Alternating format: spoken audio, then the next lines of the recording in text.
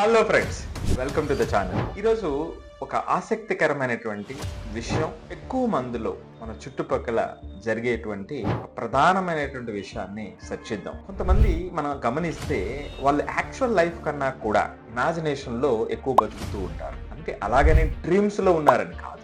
వీళ్ళకి రాత్రులు నిద్ర పట్టదు, పని చేయాలని అనిపిస్తుంది కానీ ఏమాత్రం ముందుకెళ్ళదు. అందరితో అంటే వాళ్ళకి తెలిసినటువంటి ఫ్రెండ్స్ తో చెప్పిన విషయం లేదా దాన్ని ఇటు తిప్పి అటు తిప్పి మారుస్తూ ఉంటారు. అదే ఒక స్టూడెంట్ అనుకోండి, teacher you could have done better అని టీచర్ అని అంటే జనరల్ గా నార్మల్ గా ఏమిటి, ఎస్ నెక్స్ట్ టైం నుంచి నేను బాగా చేయాలి అనేటువంటి సాధారణమైనటువంటి ఆలోచన విధానం. కానీ వీళ్ళు ఏం చేస్తారంటే, టీచర్ ఇలా అంది, ఎలా మరి నాకు సామర్థ్యం లేదేమో, నేను చేయలేకపోతున్నానేమో, నేను ఆల్రెడీ ఈ టాపిక్ లో ఇంకా నేను చేయలేనేమో, నాకు లేదు, టీచర్ నన్ను ఇష్టపడదేమో, మా పేరెంట్స్ని పిలిచి చెప్తుందేమో, ఇలా ఇటు ఇటు తిరుగుతూనే ఉంటుంది. అదే పెద్దవాళ్ళ విషయంలో, ఏంటి ఈ రోజు మా బాస్ నన్ను చూసి నవ్వలేదు, పట్టించుకోకుండా వెళ్ళిపోయాడు, ఏమై ఉంటుంది, ఏంటిది ప్రమాదమా, నెక్స్ట్ మంత్ లే ఆఫ్స్ ఉన్నాయి, నా పేరు ఉందంటావు అందులో, ఎందుకు ఇలా జరిగింది అని రోజంతా అదే.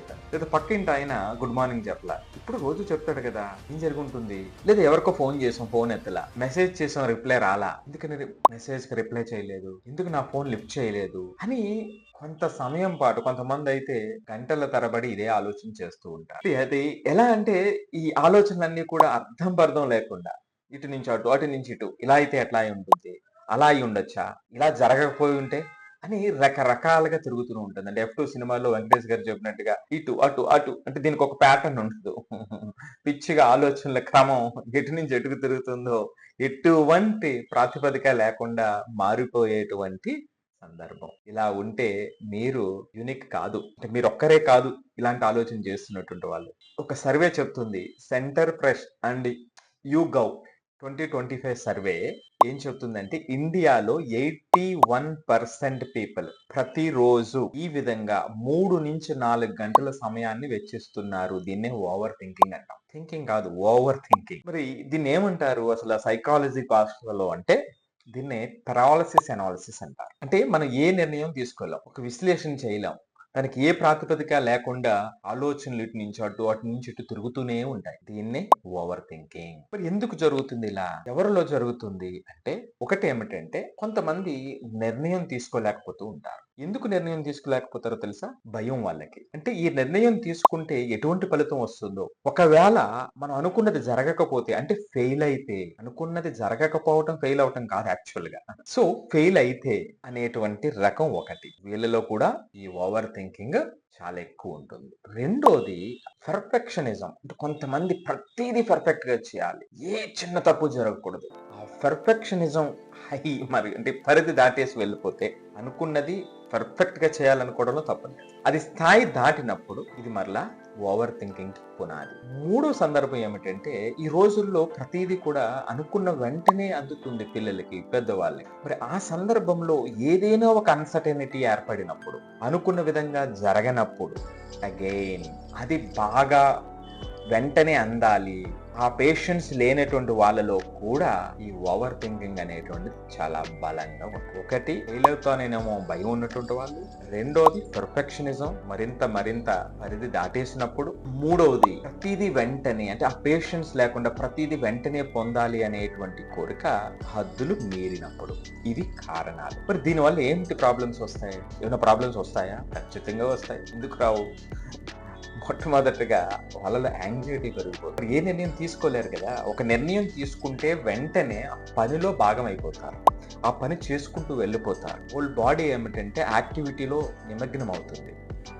మరి తీసుకోలేని సందర్భంలో ఏమవుతుంది, అదే ఆలోచన ఓవర్లోడ్ అయిపోతుంది. దానివల్ల ఆ యాంగ్జైటీ, డిప్రెషన్. సో దీనివల్ల ఏమవుతుందంటే, వాళ్ళ జీవితంలో ఇండెసిసివ్ అయిపోతారు. అంటే ఏ నిర్ణయం తీసుకోకుండా ప్రతిదీ కూడా ఆలోచన స్థాయిలోనే ఆగిపోయి ఎక్కువ అసంతృప్తితో ఈ వ్యక్తులు ఉంటారు.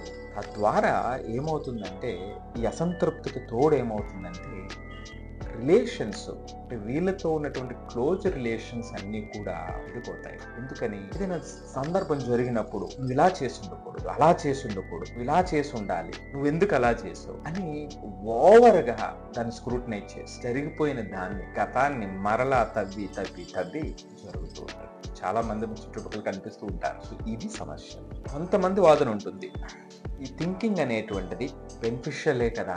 కోర్స్ థింకింగ్ అనేది ఆబ్వియస్లీ, థింకింగ్ లేకుండా మనం అసలు ఏ అడుగు వేయగలుగుతాం. కానీ ప్రాబ్లం ఎక్కడ అంటే ఓవర్ థింకింగ్ తో సమస్య. అది ఓవర్ థింకింగ్ కాకుండా క్రిటికల్ థింకింగ్ అయితే, ఇదేంటి critical thinking? Critical thinking over thinking తేడా ఏం? ఓవర్ థింకింగ్ అంటే ఏ ప్రాతిపదిక లేకుండా అసంబద్ధంగా ఇటు నుంచి అటు, అటు నుంచి ఇటు, ఇలా జరగకపోతే అది, అది జరగకపోతే ఇది అని ఏ ప్రాతిపదిక లేకుండా అదే ఆలోచన చేయడం. అదే క్రిటికల్ థింకింగ్ అంటే లాజికల్ గా, దానికి ప్రాతిపదికతో, దానికి ఒక సోర్స్ తో, అంతకు ముందు ఇదిగో ఇలా జరిగింది, అప్పుడు ఇలా రియాక్ట్ అయ్యా, సో పలానా వాళ్ళ విషయంలో ఇలా జరిగింది అంటే ఈ విషయంలో ఇటువంటి అవుట్కమ్స్ ఉన్నాయి, ఇంప్లికేషన్స్ ఉన్నాయి, సో దీన్ని మనం ఇలాగా అవాయిడ్ చేయాలి, నాకు కావాల్సిన అవుట్కమ్ ఇది అని దీన్ని క్రిటికల్ థింకింగ్ అంటాం. అంటే పూర్తి తార్కికంగా విశ్లేషణ చేయటం అనేటువంటిది అది ఇంపార్టెంట్ తప్ప ఓవర్ థింకింగ్ కాదు.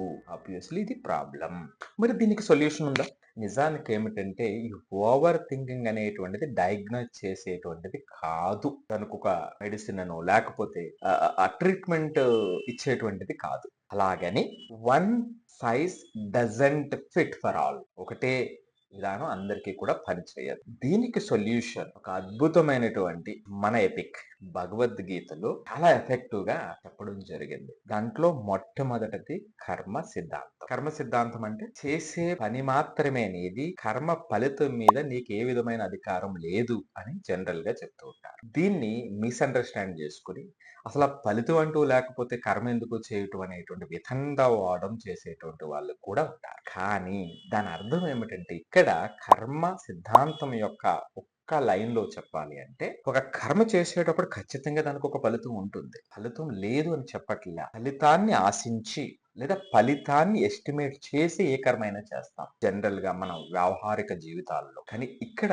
చెబుతున్నది ఏమిటంటే, ఇప్పుడు నువ్వు చేస్తున్నటువంటి పని, ఈ సందర్భంలో నువ్వు చేస్తున్నటువంటి పని మాత్రమే దృష్టి పెట్టాలి. సో ఇప్పుడు నువ్వు చేస్తున్నటువంటి పని మీద దృష్టి పెడితే నువ్వేదైతే ఎక్స్పెక్ట్ చేసావో అవుట్కమ్ ఖచ్చితంగా అదే కదా వస్తుంది. కాబట్టి చేసే సందర్భంలో ఫలితాన్ని ఆశించి చేయటం అనేటువంటిది కరెక్ట్ కాదు అని దానిలో ఉన్నటువంటి నిగూఢమైనటువంటి అర్థం. ఇది కర్మ సిద్ధాంతం. దీన్ని నెక్స్ట్ స్టెప్ లో ఏం చెప్తామంటే, భగవద్గీతలో లివ్ ఇన్ యువర్ ప్రెసెంట్, ప్రస్తుతంలో బతకాలి అంటే దీనికి కనెక్టెడ్. ఆ కర్మ సిద్ధాంతాన్ని స్ట్రెంథెన్ చేసేటువంటిది సెకండ్ పాయింట్. ఏదైతే మన చేతిలో పని ఉందో ఆ పని మీద పూర్తి నిమగ్నమై పూర్తి శక్తిని ఆ పని మీద పెట్టడం అనేటువంటిది. మూడవది అతి ముఖ్యమైనటువంటిది భగవద్గీత నుండి ఓవర్ థింకింగ్ ని అధిగమించడానికి చెప్పినటువంటిది ఆత్మ సంయమనం. అంటే ఇది ఏం చెప్తుంది అంటే, నీవు వేరు ఆలోచనలు వేరు. ఇదేంటి ఆలోచనలు నా నుంచే కదా పుడతాయి, నేను వేరేంటి, అది నా ఆలోచన కదా.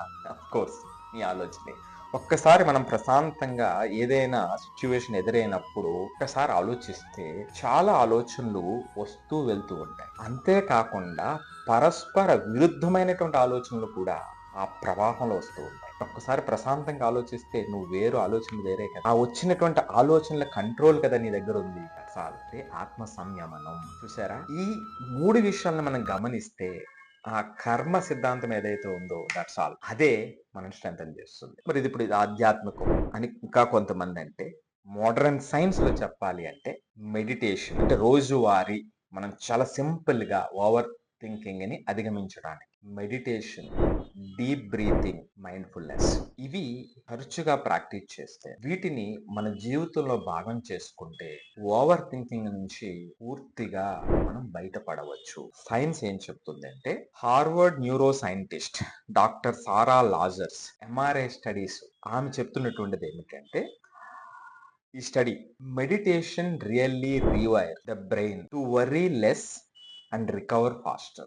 ఇవి ఈ మెడిటేషన్, డీప్ బ్రీతింగ్, మైండ్ఫుల్నెస్ అనేటువంటివి మన బ్రెయిన్ రీవైర్ చేస్తాయి. వరి అనేటువంటిది తక్కువ, రికవరీ అనేటువంటిది ఫాస్టర్ గా చేయడానికి ఉపయోగపడుతుంది. దీన్ని ఏం చెప్తారు అంటే, ఈ యాక్టివిటీస్ మన బ్రెయిన్ లో పారాసింపథెటిక్ నర్వస్ సిస్టమ్ ఉంటుంది, ఇంకొకటి సింపథెటిక్ నర్వస్ సిస్టమ్ ఉంటుంది. ఏంటి రెండింటికి డిఫరెన్స్ అంటే, సింపథెటిక్ నర్వస్ సిస్టమ్ అంటే ఫ్లైట్ ఆర్ ఫైట్, అంటే ఏదైనా సందర్భం జరిగినప్పుడు వెంటనే భయపడటం, భయం పడిన సందర్భంలో వెంటనే హార్ట్ బీట్ పెరగటం, మనం ఏం ఆలోచిస్తున్నామో తెలియదు, ఏం జరిగిపోతుంది అనేటువంటి ఆందోళన ఒత్తిడితో ఉంటాం. ఇది ఒక సిస్టమ్. అంటే ఇప్పుడు వెంటనే ఒక సింహం కనిపించింది, మనం ఒంటరిగా ఉన్నాం, చాలా దగ్గరగా ఉన్నాం, ఏం జరుగుతుంది, అది సింపథెటిక్ నర్వస్ సిస్టమ్ యాక్టివేట్ అవుతుంది. అంటే ఇది ఎలాగంటే ఎమర్జెన్సీ సైరన్. అదే పారాసింపథెటిక్ నర్వస్ సిస్టమ్ అంటే ఒక రిలాక్స్ బటన్ అండి. వెంటనే మన నర్వస్ సిస్టమ్ ని స్లో డౌన్ చేస్తుంది, మన బ్రీత్ ని స్లో డౌన్ చేస్తుంది, మన ఆలోచన విధానాన్ని స్టెబిలైజ్ చేస్తుంది. దీన్ని rest and digest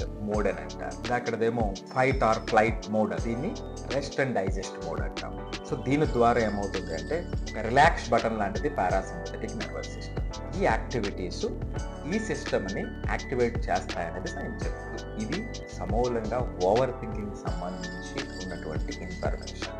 over thinking అంటే ఏమిటి, ఎందుకు వస్తుంది, ఏ సందర్భాల్లో వస్తుంది, ఎవరికి వస్తుంది, దీనివల్ల సమస్య ఉందా, అడ్వాంటేజ్ ఉందా, మరి దీనికి సొల్యూషన్ ఏమిటి, భగవద్గీత ఏం చెప్తుంది, సైన్స్ ఏం చెప్తుంది, దట్స్ వాట్ ఇట్ ఈస్. మరి మీరు ఎప్పుడైనా ఓవర్ థింకింగ్ చేశారా, దానివల్ల ఎటువంటి ఫలితాలు ఏర్పడ్డాయి? ఇప్పుడు చెప్పినటువంటి మెథడ్స్ లో మీరు ఏ మెథడ్స్ ఫాలో అవుతూ బాగా మోర్ కనెక్టెడ్ మెథడ్ ఏమిటి, ఆ మెథడ్ వల్ల ఎంతటి ఫలితాలు మీరు పొందుతున్నారు, కామెంట్ చేయండి.